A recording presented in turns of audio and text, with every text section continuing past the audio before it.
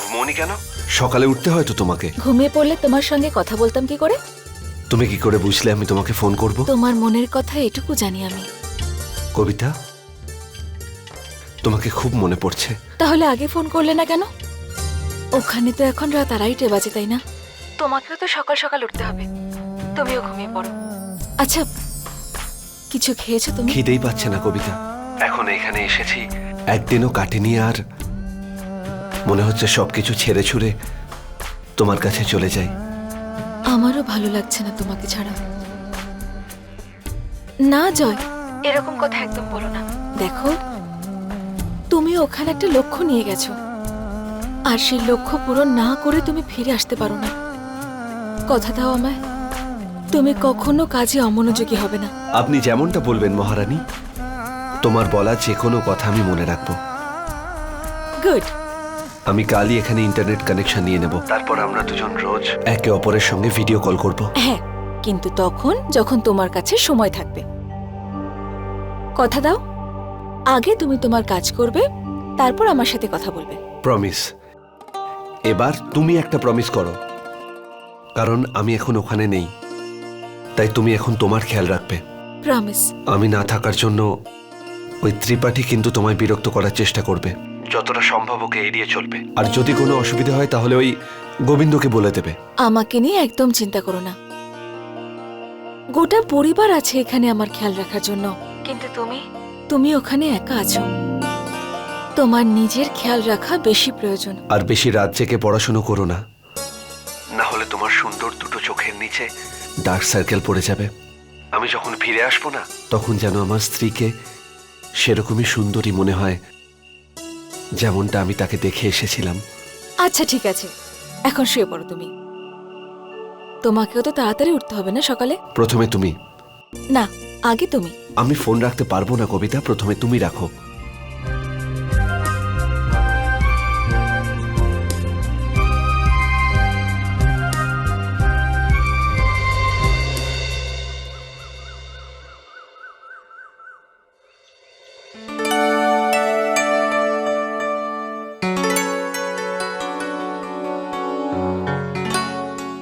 কবিতা, এত সকাল সকাল রান্নাঘরে? ছোট মা আসলে আমি আজ থেকে সিদ্ধান্ত নিয়েছি যে আমি বাড়ির কাজকর্ম যতটা পারি ততটা এগিয়ে রেখে যাব, যাতে গরিমা দিদি আর শিখা দিদির ওপর কাজের চাপ না পড়ে।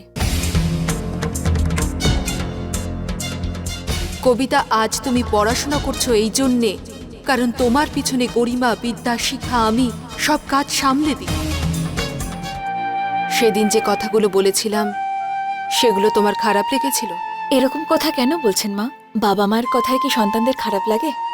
আর এমনিতেও আপনি একদম ঠিক বলেছিলেন, বাড়ির অনেক কাজকর্মই আমার করা হয় না, কিন্তু এখন থেকে এরকম হবে না। কিন্তু কবিতা, এতে তো তোমার পড়াশোনার উপর চাপ পড়বে। একদমই নয় ছোট মা, আমাকে শুধু সকাল সকাল একটু তাড়াতাড়ি উঠতে হবে। আমার ঠাকুমা বলেন যে তুই যত কাজ করবি তত বেশি তোর কাজ করার ক্ষমতা বেড়ে যাবে। আর তাছাড়া আমি মাকে কথা দিয়েছি যে আজ পর্যন্ত আমি ভালো স্ত্রী তো হয়ে উঠতে পেরেছি, কিন্তু এবার আমি বাড়ির যোগ্য বোমা হয়ে দেখাবো। আর যদি আপনাদের আশীর্বাদ সঙ্গে থাকে তাহলে এই বছর দীপাবলিতে মায়ের কাছ থেকে পুরস্কারও নেব। দিদি, তুমি এই পরিবারের জন্য হিরে বেছেছো।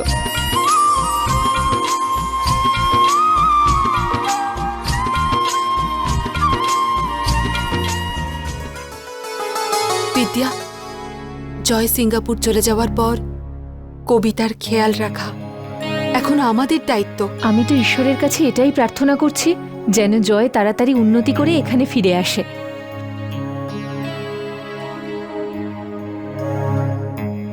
আমিও সেই দিনেরই অপেক্ষায় আছি। বিদ্যা, আর কদিন পরেই নবরাত্রি, মায়ের পুজো করতে হবে তো, অনেক কিছু জোগাড় করতে হবে। এসো লিস্ট তৈরি করি। দিদি, সেগুলো তো হয়ে যাবে, কিন্তু মনে হচ্ছে তুমি অন্য কিছু বলতে চাইছো। কিন্তু বলছো অন্য কথা। জয়কে খুব মনে পড়ছে, তাই না? এসো, জল খাবার খাবে, চলো।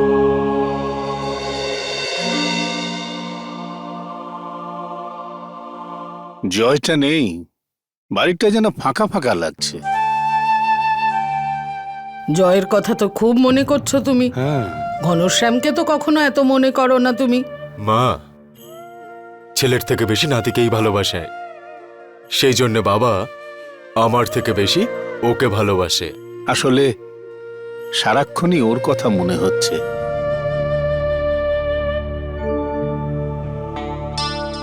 বৌমা, 28 তারিখ থেকে নবরাত্রি শুরু হচ্ছে। ঠাকুরমশাইকে যজ্ঞের জন্য বলেছো তো? হ্যাঁ মা, আমার কথা হয়েছে। মা, আপনাদের এখানে 9 দিনই পাঠ রাখা হয়? হ্যাঁ, পাঠ হবে, যজ্ঞ করা হবে। এই 9 দিনে গোটা বাড়ি শুদ্ধ করা হয়, বাড়িতে গঙ্গা জল ছেটানো হয়। এই 9 দিন যতজন ব্রত করতে চায় করতে পারে, কিন্তু প্রথম এবং শেষ দিন আমাদের পুরো পরিবারকেই ফলাহার করতে হবে। তাহলে তো খুব মজা হবে। আরে কবিতা, 9টা দিন কিন্তু খুব ভালো করে পালন করতে হয়। কোনোভাবে আমিষের ছোঁয়াও লাগা চলবে না, পেঁয়াজ রসুনের গন্ধ পর্যন্ত থাকা চলবে না বাড়িতে, না হলে ফল খারাপ হবে। পুণ্য করতে গিয়ে উল্টে পাপ লেগে যাবে গোটা পরিবারে। হ্যাঁ হ্যাঁ দিদি, সব কিছু নিয়ম মেনেই করব।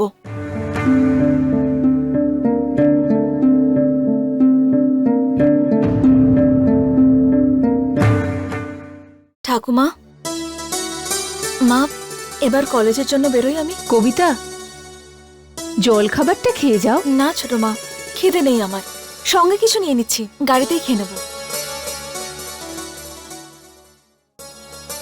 দিদি, আমি স্টোর রুমে গিয়ে নবরাত্রির জন্য সব জিনিসপত্র বের করছি। ঠিক আছে। আরে, জয় লাঠিগুলো আমায় দিও। যাওয়ার সময় বলেছিল ওটার মধ্যে ঘুঙুর লাগাতে। ঘুঙুর লাগিয়ে কি হবে? এই নবরাত্রিতে জয় আমাদের সঙ্গে কি করে থাকবে?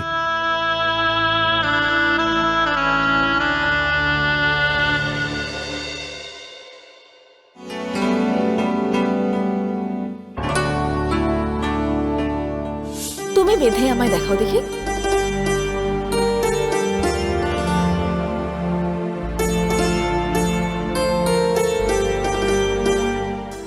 তুমি একদম মন দিচ্ছ না, সেই জন্যই বাঁধতে পারছো না।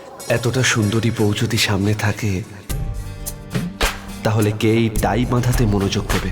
তুমিও না জয়, এত কষ্ট করে তোমাকে শেখানোর চেষ্টা করছি, আর তুমি এখানে দাঁড়িয়ে দাঁড়িয়ে রোম্যান্স করছো। কই দাও দেখি আমায়, আরেকবার দেখিয়ে দিচ্ছি।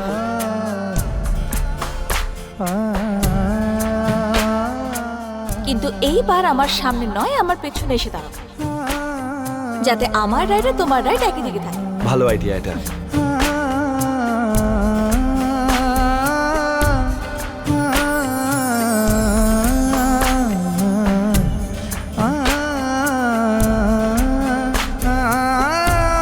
ব্যাস, দেখলে ভালো করে।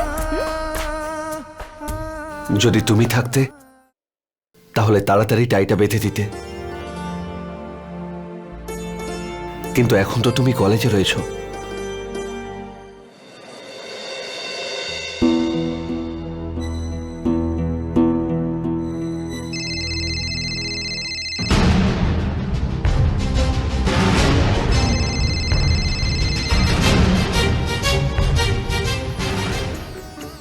হ্যালো কবিতা। হ্যাঁ দিদি, আমি ক্লাসে আছি।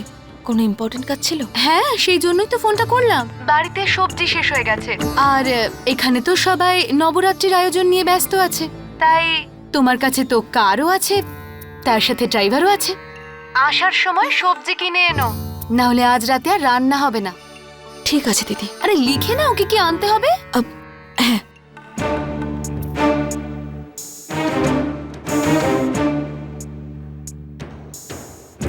আর হ্যাঁ, ঢ্যাঁড়স আনতে ভুলো না। হ্যাঁ, ঢ্যাঁড়স। ঠিকই বলেছিলেন ত্রিপাঠী বাবু তোমার ব্যাপারে। সরি, আসলে তুমি আগে ডিসাইড করে নাও বাড়িতে বসে ঢ্যাঁড়স রান্না করবে নাকি ক্লাস ফিজিওলজির নোটসগুলো লিখবে। আমার ক্লাসে কিন্তু এসব চলবে না। নিজের ফোনটা অফ করে রাখো। ফার্স্ট সেমিস্টারের ডেট দেওয়া হয়ে গেছে আর তুমি ক্লাসে বসে ঢ্যাঁড়সের রেসিপি লিখছো। লিসেন স্টুডেন্ট, 28 সেপ্টেম্বর থেকে সেমিস্টার শুরু হয়ে যাচ্ছে। সো ইটস বেটার নিজেদের প্রিপারেশন শুরু করে দাও।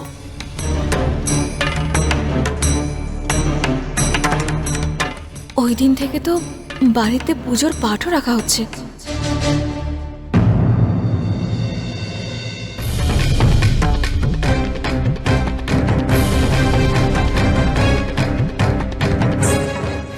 আদর্শ দাদা কার সাথে কথা বলছেন? কে ওই মেয়েটা?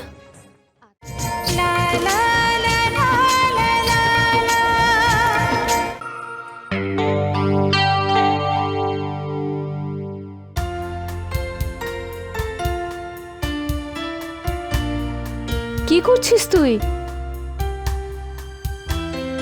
মাথায় ঘুমটা দিচ্ছিস কেন? এখানে তো শাশুড়ি আছে নাকি?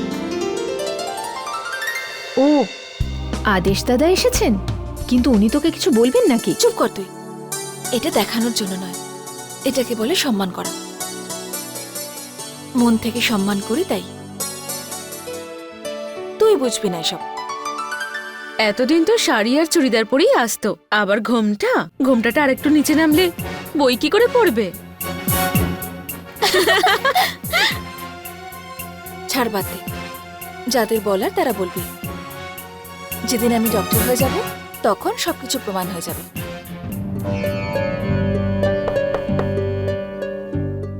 প্রণাম দাদা। আরে কবিতা, এসো এসো, তোমার লেখাপড়া কেমন চলছে? খুব ভালো চলছে।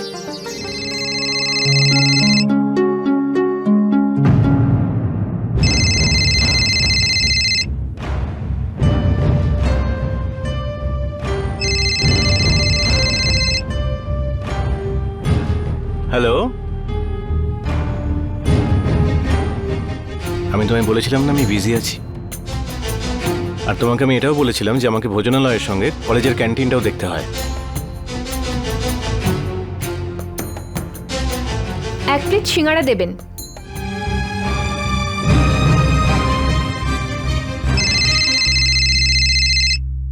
আবার কি হলো? আমার পুরো কথাটা তো শোনো।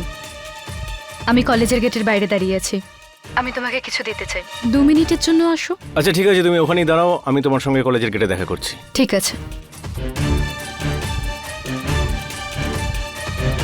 ঘুরটান, হ্যাঁ দাদা। একবার 1 মিনিটের জন্য এখানে আয় তো। শোন, আমার একটা দরকারি কাজ মনে পড়ে গেছে, আমি সেটার জন্য একটু বাইরে যাচ্ছি, তাই এই হিসেবগুলো একটু চেক করে নিস আর লক্ষ্য রাখিস, ঠিক আছে? ঠিক আছে।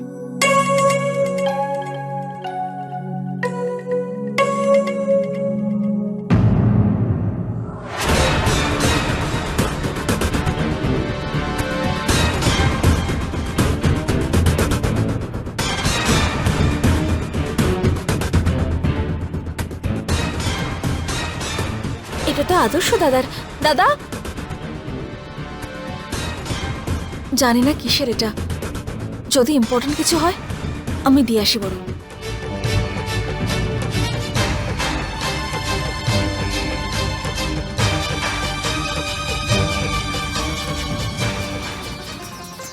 মীরা কেসওয়ানের ফিটনেস চেকআপের রিপোর্ট। কে এই মীরা? আর ওর রিপোর্টটা দাদার কাছে কি করছে? কবিতা, আমি একটু আসছি।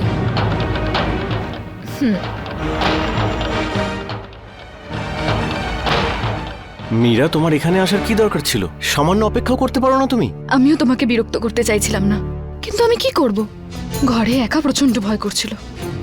আর তুমি এত ব্যস্ত থাকো, তোমার কাছে আমার সাথে কথা বলার পর্যন্ত সময় নেই। আচ্ছা ঠিক আছে, বলো এবার তুমি কি বলতে চাও? আমার তোমার সাথে অনেক কথা আছে।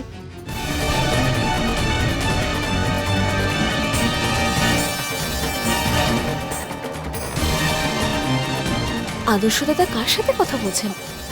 কে এই মেয়েটা? এই আবার মীরা নয় তো? কিন্তু এর ফুল বডি ফিটনেস রিপোর্ট আদর্শ দাদার কাছে। আসল ব্যাপারটা কি?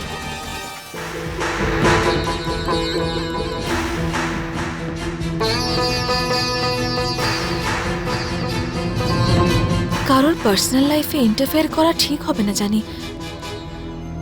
বলো না আমায়, কি হয়েছে? কবিতা, আরে বাহ, গরিমা দিদির মন মেজাজ অনেকদিন হলো ভালো নেই। তার কারণ এইটা নয় তো যে, না না না, ভগবান, এটা যেন মিথ্যে হয়। আমাকে সত্যিটা খুঁজে বের করতে হবে।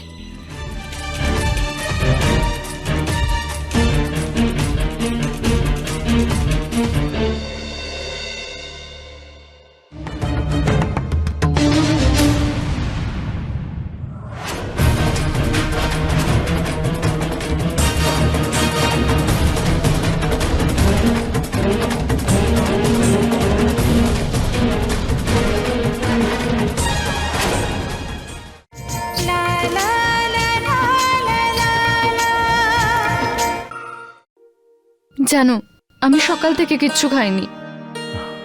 তুমিও না মীরা? এখন কি করব?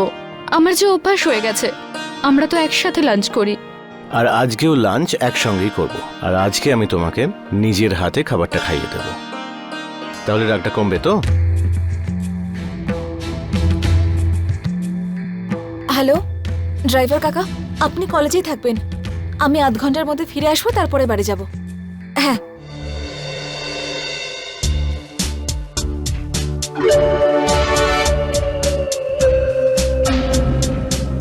একটু তাড়াতাড়ি দাদা। জানো আদর্শ, যখন তুমি থাকো না না, আমার না খিদেও পায় না। যদি তুমি আমাকে ছেড়ে চলে যাও তো আমার কি হবে? আমি কেন তোমাকে ছেড়ে চলে যাব? হ্যাঁ, আর যদি আমি তোমাকে ছেড়ে যাই তো আমি কি থাকতে পারবো?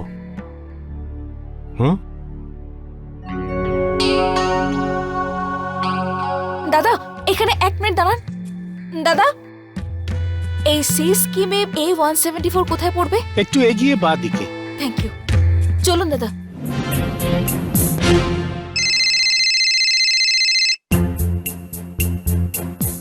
হ্যালো, ঠিক আছে, আমি আসছি। ভোজনালয় থেকে ফোন এসেছিল, আমাকে এখনই যেতে হবে। Please.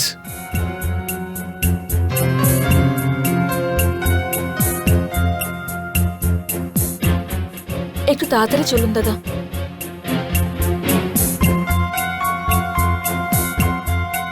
See you. Take care. And I miss you. I'll miss you too.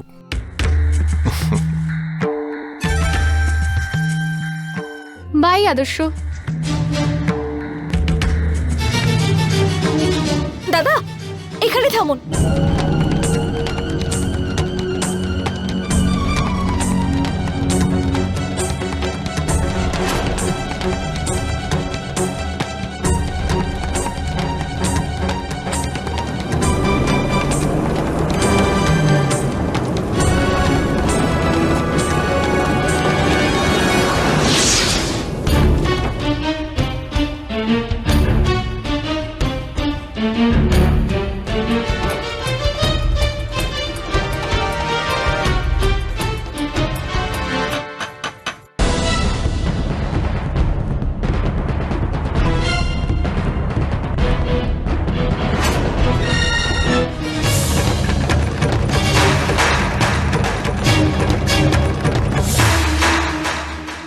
বলুন।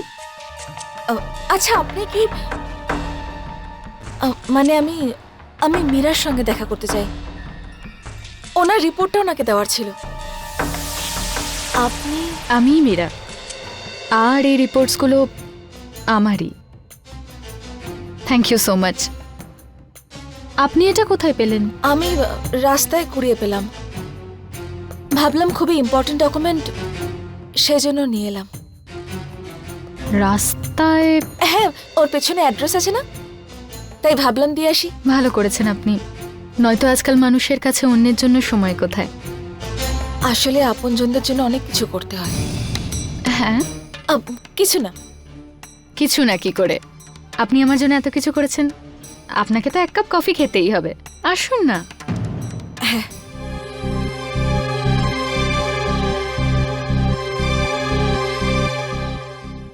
আপনি বসুন, আমি আপনার জন্য কফি আনছি।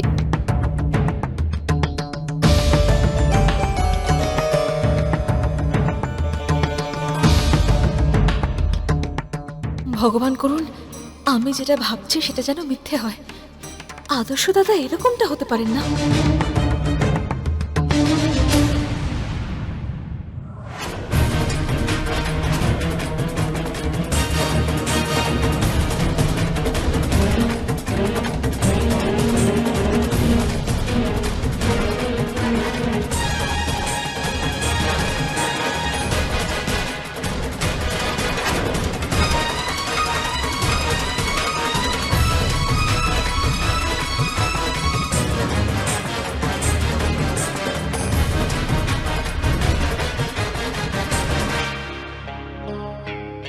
এই ফটো ইনি আমার হাজবেন্ড আদর্শ পোদ্দার।